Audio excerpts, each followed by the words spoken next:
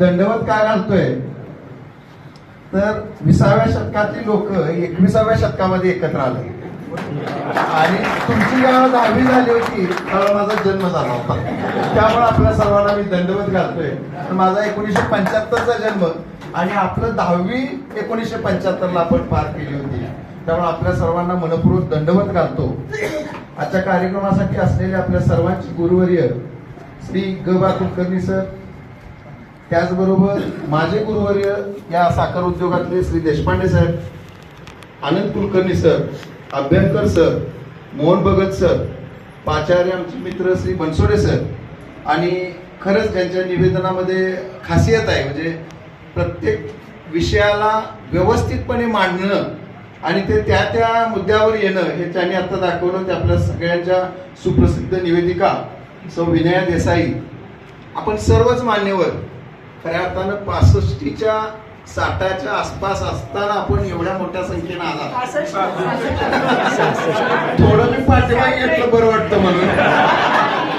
त्यामुळं आपण सर्व, त्याचबरोबर या शाळेचे सर्वच ज्यांनी या कार्यक्रमासाठी अत्यंत चांगल्या पद्धतीने नियोजन केलं. आमचे गुरुवर्य तर नेहमीच परफेक्ट असतात, पण तरी देखील अगदी छान प्रत्येक बाबीची सजावट मी बारकाईनं आल्या बघितलं तर प्रत्येक ठिकाणी लावलेले बुके असतील, अगदी फुलांची सजावट असेल, हे अतिशय चांगल्या पद्धतीने केलं.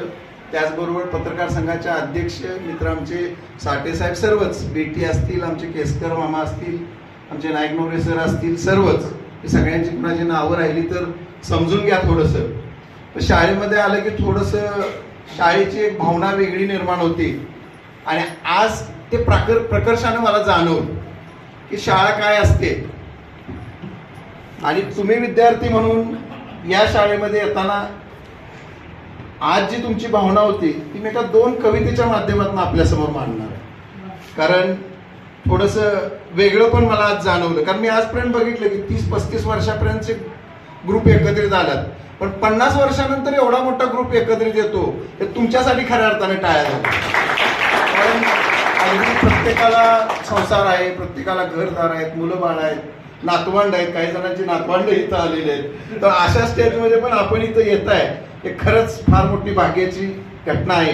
म्हणून म्हणावंच वाटतं, चला जाऊया सगळे, चला होऊ शाळकरी, चला जाऊया सगळे, चला होऊ शाळकरी, वाट पाहरे आपली आज श्रीपूर नगरी, वाट पाहेरे आपली आज श्रीपूर नगरी, नको वेळेची चिंता काही, ओढ ठेवा फक्त भेटीची मनी, थोडा वेळ काढूनी घ्या साधूनी ही पर्वणी, घ्या साधूनी ही पर्वणी.